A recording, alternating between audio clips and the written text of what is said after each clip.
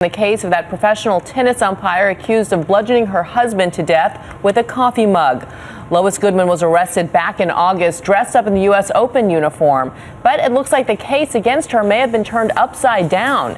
ABC's Mark Greenblatt is here with that story. Good morning, Mark. Well, good morning, Bianna. Look, she's alleged to have badly beaten her husband, leaving him to die while going off to a tennis match and to get a manicure. But this morning, lawyers for this pro tennis referee are hoping that science will help set their client free. Lawyers for Lois Goodman hope new DNA evidence will exonerate their 70-year-old client.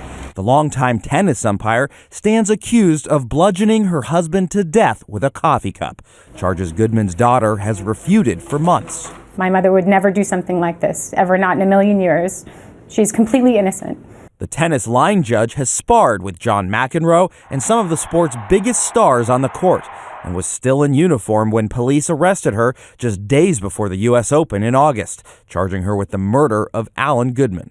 We did an autopsy and it was determined that he died at the hands of another. But now her lawyer says new forensic evidence recently turned over by prosecutors shows Lois Goodman's DNA was nowhere to be found on the alleged murder weapon, bolstering their claim Alan Goodman simply fell down the stairs and hit his head on that coffee cup. It's the latest salvo from the defense after they previously hired a retired FBI agent to administer a polygraph test looking for abnormal body language.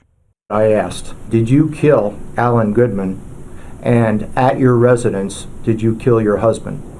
There was no physiological reaction attached to those answers that she gave, which were no. His conclusion: innocent woman. But as for the latest revelation, law enforcement experts say the lack of DNA on the coffee cup won't make a difference at trial. It doesn't really matter whether her DNA was found or not. In fact, it's not uncommon for a suspect's DNA to not be on a murder weapon, whether it be a gun, a knife, in this case, a coffee cup. And the very reason he says that is that if the suspect holding that coffee cup had any gloves on, they wouldn't leave any DNA behind. And Dan, Bianna, police say that they're certain that this was no accident. You know, I've sat with her family and they are certain that she is innocent. So this is a really interesting case. Mark, thank you very much.